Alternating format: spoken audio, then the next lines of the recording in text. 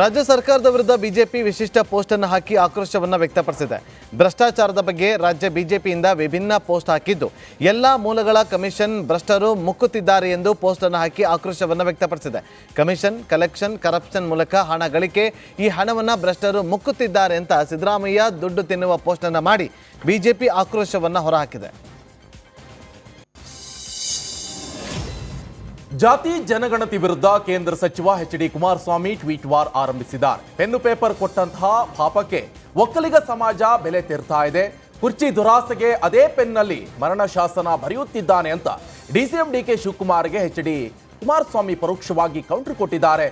ಇನ್ನು ಅನ್ಯಾಯದ ವಿರುದ್ಧ ಹೋರಾಟಕ್ಕೆ ಶತಸಿದ್ಧ ಎಂಬ ಘೋಷಣೆ ಮೂಲಕ ಕೇಂದ್ರ ಸಚಿವ ಎಚ್.ಡಿ. ಕುಮಾರಸ್ವಾಮಿ ಕಿಡಿಕಾರಿದ್ದಾರೆ. ಜಾತಿ ಜನಗಣತಿ ವಿಚಾರಕ್ಕೆ ದಾವಣಗೆರೆಯಲ್ಲಿ ಶ್ರೀಶೈಲ ಪೀಠದ ಜಗದ್ಗುರು ಪ್ರತಿಕ್ರಿಯಿಸಿದರು. ಕರ್ನಾಟಕ ರಾಜ್ಯದ ಜಾತಿ ಜನಗಣತಿ ಅವೈಜ್ಞಾನಿಕವಾಗಿದೆ. ಮರು ಗಣತಿಗೆ ಶ್ರೀಶೈಲ ಪೀಠದ ಜಗದ್ಗುರು ಡಾಕ್ಟರ್ ಚನ್ನಸಿದ್ದರಾಮ ಶಿವಾಚಾರ್ಯ ಸ್ವಾಮೀಜಿ ಆಗ್ರಹಿಸಿದ್ದಾರೆ. ಈಗಿನ ಜಾತಿ ಜನಗಣತಿ ಬಿಡುಗಡೆ ಮಾಡಿದರೆ ಸಮಾಜಕ್ಕೆ ಅನ್ಯಾಯವಾಗುತ್ತೆ. ಸಚಿವರು, ಶಾಸಕರು ವರದಿಯನ್ನು ವಸ್ತುನಿಷ್ಠವಾಗಿ ಗಮನಿಸಬೇಕು. 4 ಗೋಡೆ ಮಧ್ಯೆ 4 ಜನ ಕೂತು ವರದಿ ಮಾಡಿದ್ದು ವಸ್ತುನಿಷ್ಠತೆ ಅಲ್ಲ. ಮರುಗಣತಿಗೆ ಸಮಾಜದ ಸಚಿವರು, ಶಾಸಕರು ಪ್ರಯತ್ನ ಪಡಬೇಕು ಅಂತ ಹೇಳಿದ್ದಾರೆ. ವಿರೋಧಗಳ ಮಧ್ಯದಲ್ಲಿ ಅದನ್ನು ಜಾರಿಗೆ ತರುವಂಥ ಪ್ರಯತ್ನವನ್ನು ಮಾಡೋದು, ಕೈ ಬಿಡೋದು ಒಳ್ಳೆಯದು. ಮತ್ತು ವೈಜ್ಞಾನಿಕವಾಗಿ, ಪ್ರಾಮಾಣಿಕವಾಗಿ ಇನ್ನೊಮ್ಮೆ ಆ ಗಣತಿಯನ್ನು ಮಾಡೋದಾದರೆ ಅದಕ್ಕೆ ನಮ್ಮ ಸಮಾಜದ ಬೆಂಬಲ ಇರುತ್ತೆ. ಅದರ ಬಗ್ಗೆ ಎರಡು ಮಾತಿಲ್ಲ. ಆದರೆ ಈಗ ಆಗಿರುವಂಥದ್ದು ಸಮಾಜಕ್ಕೆ ದೊಡ್ಡ ಅನ್ಯಾಯ ಆಗುತ್ತೆ.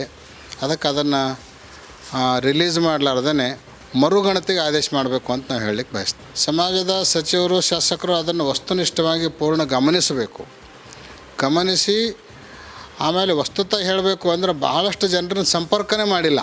ಇವನ್ನ ನಮ್ಮನ್ನು ಅದ್ರ ಬಗ್ಗೆ ಏನೂ ಕೇಳೇ ಇಲ್ಲ. ಪ್ರತಿಯೊಬ್ಬರನ್ನ ಕೇಳಿ ಅವರ ಹೇಳಿಕೆಯನ್ನು ಸಂಗ್ರಹ ಮಾಡಿಕೊಂಡು ಆಮೇಲೆ ವರದಿಯನ್ನು ತಯಾರು ಮಾಡಬೇಕಾಗಿರುವಂಥದ್ದು. ಜಾತಿ ಜನಗಣತಿ ವಿಚಾರದ ಬಗ್ಗೆ ಮೈಸೂರಿನಲ್ಲಿ ಪ್ರತಾಪ್ ಸಿಂಹ ಮಾತನಾಡಿದ್ದಾರೆ. ಜಾತಿ ಗಣತಿ ಸಂಖ್ಯೆ ಹೊರಹಾಕಿ ಸಿಎಂ ಕುರಿ ಮಾಡಿದ್ದಾರೆ. ಸ್ವಪಕ್ಷ ಹಾಗೆ ಪ್ರತಿಪಕ್ಷ ಇಬ್ಬರನ್ನೂ ಕೂಡ ಕುರಿ ಮಾಡಿದ್ದಾರೆ ಅಂತ ವಾಗ್ದಾಳಿ ನಡೆಸಿದ್ದಾರೆ. ಸತ್ಯ ಸಂಗತಿ ಮರೆಮಾಚಲು ಜಾತಿ ಗಣತಿ ಮುನ್ನೆಲೆಗೆ ಬಿಟ್ಟಿದ್ದಾರೆ. ಸಿಎಂ ಹಿಂದೂ ಧರ್ಮವನ್ನ ಒಡೆಯೋಕೆ ಹೊರಟಿದ್ದಾರೆ. ಹಿಂದೂಗಳಲ್ಲಿನ ಎಲ್ಲ ಜಾತಿಗಳನ್ನ ಸಿದ್ದರಾಮಯ್ಯ ಒಡೆದಿದ್ದಾರೆ. ಕುರ್ಚಿಯನ್ನ ಉಳಿಸಿಕೊಳ್ಳಲು ಸಿದ್ದರಾಮಯ್ಯ ಮಾಡ್ತಾ ಇರುವಂತ ನಾಟಕ ಅಂತ ಕಿಡಿಕಾರಿದ್ದಾರೆ. ಎಲ್ಲ ಒಂದರಿಂದ ಒಂದು ದುರ್ಘಟನೆಗಳು, ಭ್ರಷ್ಟಾಚಾರಗಳು ಹೊರಗಡೆ ಬರ್ತಾ ಇದ್ದಾವೆ. ಇವನ್ನೆಲ್ಲದನ್ನು ಕೂಡ ಡಿಫ್ಲೆಕ್ಟ್ ಮಾಡಬೇಕು. ಜನರನ್ನ ಜಾತಿ ಆಧಾರದ ಮೇಲೆ ಹಿಂದೂ ಸಮಾಜವನ್ನು ಒಡಿಬೇಕು ಅಂತೇಳಿ ಸಿದ್ದರಾಮಯ್ಯನವರು ಈ ಜಾತಿ ಗಣತಿ ಅಂತ ಹೇಳ್ಬಿಟ್ಟು ಈ ನೆಪ ಮಾತ್ರಕ್ಕೆ ಸ್ಯಾಂಪಲ್ ಸರ್ವೆ ಮುಖಾಂತರ ಮಾಡಿರುವಂತಹ ಗಣತಿಯನ್ನು ಹೊರಗಡೆ ಬಿಟ್ಟಿದ್ದಾರೆ. ಸಿದ್ದರಾಮಯ್ಯನವ್ರನ್ನ ಕಾಂಗ್ರೆಸ್ನವರು ಫಸ್ಟ್ ಅರ್ಥ ಮಾಡ್ಕೊಳ್ಳಿ. ಸಿದ್ದರಾಮಯ್ಯನವರು ಈ ಗಣತಿಯನ್ನು ಹೇಗೆ ಕೊಟ್ಟಿದ್ದಾರೆ, ಈ ಗಣತಿ ಅವ್ರು ಕೊಟ್ಟರೆ ಗಣತಿ 2013-14 ಮಾಡಿದ್ದು, 12 ವರ್ಷದ ಹಿಂದೆ ಮಾಡಿದ್ದು. ಅದ್ರ ಪ್ರಕಾರನೇ ನಡ್ಕೊಳ್ಳೋದಾದರೆ 75 ಲಕ್ಷ ಇರುವಂಥ ಮುಸಲ್ಮಾನರಿಗೆ 4,500 ಕೋಟಿ ಕೊಡ್ತಾರೆ. 82 ಲಕ್ಷ ಇರುವಂಥ ಲಿಂಗಾಯತರಿಗೆ ಏನು ಕೊಟ್ರಿ? ಇದೆಲ್ಲ ಜೆಡಿಎಸ್ ಯುವ ಘಟಕ ಅಧ್ಯಕ್ಷ ನಿಖಿಲ್ ಕುಮಾರಸ್ವಾಮಿ ಸಿದ್ದರಾಮಯ್ಯ ವಿರುದ್ಧ ವಾಗ್ದಾಳಿ ನಡೆಸಿದರು. ರಾಜಕೀಯ ಅಸ್ತಿತ್ವಕ್ಕೆ ಜಾತಿ ಜನಗಣತಿ ರಿಪೋರ್ಟ್ ಅಸ್ತ್ರವಾಗಿದೆ. ಸಿದ್ದರಾಮಯ್ಯ ಅವರ ರಾಜಕಾರಣ ಶೋಭೆ ತರುವಂಥದ್ದಲ್ಲ ಅಂದರು. ಕುರ್ಚಿ ಉಳಿಸಿಕೊಳ್ಳಲು ಬೀದಿಯಲ್ಲಿ ನಿಲ್ಲಿಸೋಕೆ ಹೋಗಬೇಡಿ ಅಂತ ನಿಖಿಲ್ ಕುಮಾರಸ್ವಾಮಿ ಕಿಡಿಕಾರಿದರು.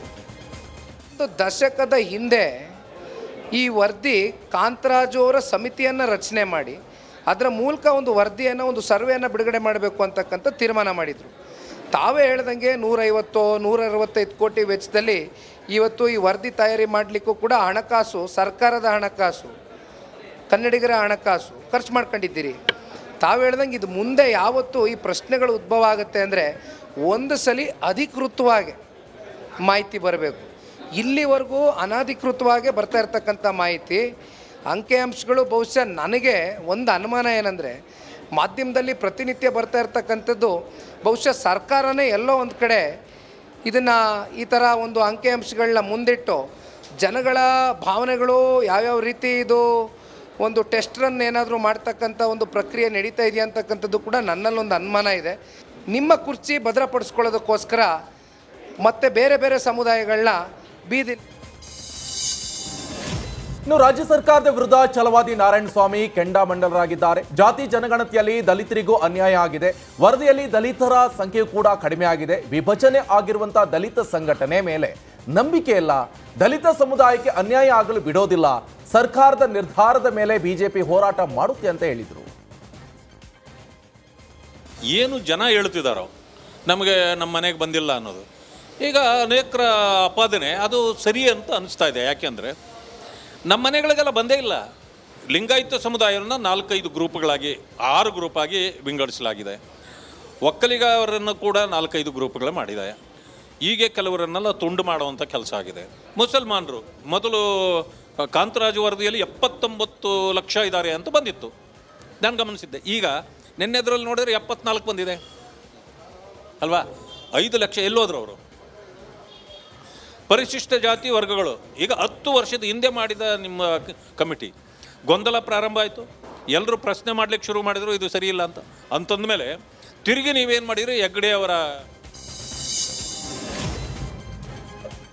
ತೆಲಂಗಾಣದಲ್ಲಿ ಒಳ ಮೀಸಲಾತಿ ಜಾರಿ ವಿಚಾರದ ಬಗ್ಗೆ ತುಮಕೂರಿನಲ್ಲಿ ಸಹಕಾರ ಸಚಿವ ಕೆಎನ್ ರಾಜಣ್ಣ ಪ್ರತಿಕ್ರಿಯಿಸಿದರು.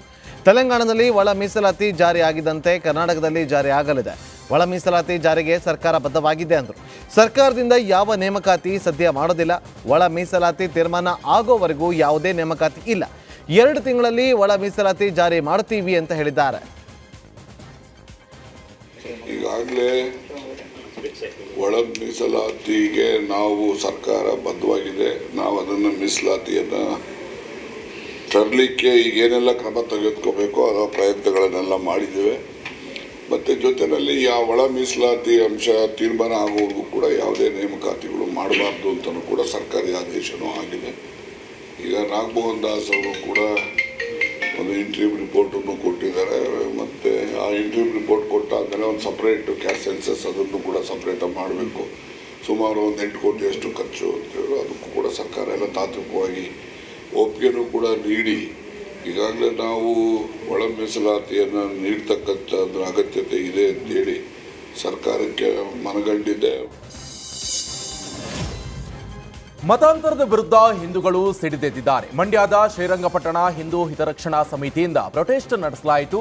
ಕುವೆಂಪು ವೃತ್ತದಲ್ಲಿ ಮಾನವ ಸರಪಳಿ ನಿರ್ಮಾಣ ಮಾಡಿ ಪ್ರತಿಭಟನಾಕಾರರು ರಾಜ್ಯ ಸರ್ಕಾರದ ವಿರುದ್ಧ ಬಿಜೆಪಿ ವಿಶಿಷ್ಟ ಪೋಸ್ಟ್ ಅನ್ನು ಹಾಕಿ ಆಕ್ರೋಶವನ್ನು ವ್ಯಕ್ತಪಡಿಸಿದೆ. ಭ್ರಷ್ಟಾಚಾರದ ಬಗ್ಗೆ ರಾಜ್ಯ ಬಿಜೆಪಿಯಿಂದ ವಿಭಿನ್ನ ಪೋಸ್ಟ್ ಹಾಕಿದ್ದು ಎಲ್ಲ ಮೂಲಗಳ ಕಮಿಷನ್ ಭ್ರಷ್ಟರು ಮುಕ್ಕುತ್ತಿದ್ದಾರೆ ಎಂದು ಪೋಸ್ಟ್ ಅನ್ನು ಹಾಕಿ ಆಕ್ರೋಶವನ್ನು ವ್ಯಕ್ತಪಡಿಸಿದೆ. ಕಮಿಷನ್, ಕಲೆಕ್ಷನ್, ಕರಪ್ಷನ್ ಮೂಲಕ ಹಣ ಗಳಿಕೆ, ಈ ಹಣವನ್ನು ಭ್ರಷ್ಟರು ಮುಕ್ಕುತ್ತಿದ್ದಾರೆ ಅಂತ ಸಿದ್ದರಾಮಯ್ಯ ದುಡ್ಡು ತಿನ್ನುವ ಪೋಸ್ಟ್ ಅನ್ನು ಮಾಡಿ ಬಿಜೆಪಿ ಆಕ್ರೋಶವನ್ನು ಹೊರಹಾಕಿದೆ. ಜಾತಿ ಜನಗಣತಿ ವಿರುದ್ಧ ಕೇಂದ್ರ ಸಚಿವ ಎಚ್.ಡಿ. ಕುಮಾರಸ್ವಾಮಿ ಟ್ವೀಟ್ ವಾರ್ ಆರಂಭಿಸಿದ್ದಾರೆ. ಪೆನ್ನು ಪೇಪರ್ ಕೊಟ್ಟಂತಹ ಪಾಪಕ್ಕೆ ಒಕ್ಕಲಿಗ ಸಮಾಜ ಬೆಲೆ ತೆರ್ತಾ ಇದೆ. ಕುರ್ಚಿ ದುರಾಸೆಗೆ ಅದೇ ಪೆನ್ನಲ್ಲಿ ಮರಣ ಶಾಸನ ಬರೆಯುತ್ತಿದ್ದಾನೆ ಅಂತ ಡಿಸಿಎಂ ಡಿಕೆ ಶಿವಕುಮಾರ್ಗೆ ಎಚ್.ಡಿ. ಕುಮಾರಸ್ವಾಮಿ ಪರೋಕ್ಷವಾಗಿ ಕೌಂಟರ್ ಕೊಟ್ಟಿದ್ದಾರೆ. ಇನ್ನು ಅನ್ಯಾಯದ ವಿರುದ್ಧ ಹೋರಾಟಕ್ಕೆ ಶತಸಿದ್ಧ ಎಂಬ ಘೋಷಣೆ ಮೂಲಕ ಕೇಂದ್ರ ಸಚಿವ ಎಚ್.ಡಿ. ಕುಮಾರಸ್ವಾಮಿ ಕಿಡಿಕಾರಿದ್ದಾರೆ. ಜಾತಿ ಜನಗಣತಿ ವಿಚಾರಕ್ಕೆ ದಾವಣಗೆರೆಯಲ್ಲಿ ಶ್ರೀಶೈಲ ಪೀಠದ ಜಗದ್ಗುರು ಪ್ರತಿಕ್ರಿಯಿಸಿದರು. ಕರ್ನಾಟಕ ರಾಜ್ಯದ ಜಾತಿ ಜನಗಣತಿ ಅವೈಜ್ಞಾನಿಕವಾಗಿದೆ. ಮರು ಗಣತಿಗೆ ಶ್ರೀಶೈಲ ಪೀಠದ ಜಗದ್ಗುರು ಡಾಕ್ಟರ್ ಚನ್ನಸಿದ್ದರಾಮ ಶಿವಾಚಾರ್ಯ ಸ್ವಾಮೀಜಿ ಆಗ್ರಹಿಸಿದ್ದಾರೆ. ಈಗಿನ ಜಾತಿ ಜನಗಣತಿ ಬಿಡುಗಡೆ ಮಾಡಿದರೆ ಸಮಾಜಕ್ಕೆ ಅನ್ಯಾಯವಾಗುತ್ತೆ. ಸಚಿವರು, ಶಾಸಕರು ವರದಿಯನ್ನು ವಸ್ತುನಿಷ್ಠವಾಗಿ ಗಮನಿಸಬೇಕು. 4 ಗೋಡೆ ಮಧ್ಯೆ 4 ಜನ ಕೂತು ವರದಿ ಮಾಡಿದ್ದು ವಸ್ತುನಿಷ್ಠತೆ ಅಲ್ಲ. ಮರುಗಣತಿಗೆ ಸಮಾಜದ ಸಚಿವರು, ಶಾಸಕರು ಪ್ರಯತ್ನ ಪಡಬೇಕು ಅಂತ ಹೇಳಿದ್ದಾರೆ. ವಿರೋಧಗಳ ಮಧ್ಯದಲ್ಲಿ ಅದನ್ನು ಜಾರಿಗೆ ತರುವಂಥ ಪ್ರಯತ್ನವನ್ನು ಮಾಡೋದು, ಕೈ ಬಿಡೋದು ಒಳ್ಳೆಯದು. ಮತ್ತು ವೈಜ್ಞಾನಿಕವಾಗಿ, ಪ್ರಾಮಾಣಿಕವಾಗಿ ಇನ್ನೊಮ್ಮೆ ಆ ಗಣತಿಯನ್ನು ಮಾಡೋದಾದರೆ ಅದಕ್ಕೆ ನಮ್ಮ ಸಮಾಜದ ಬೆಂಬಲ ಇರುತ್ತೆ. ಅದರ ಬಗ್ಗೆ 2 ಮಾತಿಲ್ಲ. ಆದರೆ ಈಗ ಆಗಿರುವಂಥದ್ದು ಸಮಾಜಕ್ಕೆ ದೊಡ್ಡ ಅನ್ಯಾಯ ಆಗುತ್ತೆ. ಅದಕ್ಕೆ ಅದನ್ನು ರಿಲೀಸ್ ಮಾಡಲಾರ್ದೇ ಮರುಗಣತಿಗೆ ಆದೇಶ ಮಾಡಬೇಕು ಅಂತ ನಾವು ಹೇಳಲಿಕ್ಕೆ ಬಯಸ್ತೀವಿ. ಸಮಾಜದ ಸಚಿವರು, ಶಾಸಕರು ಅದನ್ನು ವಸ್ತುನಿಷ್ಠವಾಗಿ ಪೂರ್ಣ ಗಮನಿಸಿ ಆಮೇಲೆ ವಸ್ತುತ ಹೇಳಬೇಕು ಅಂದರೆ ಬಹಳಷ್ಟು ಜನರನ್ನು ಸಂಪರ್ಕನೇ ಮಾಡಿಲ್ಲ. ಇವನ್ನ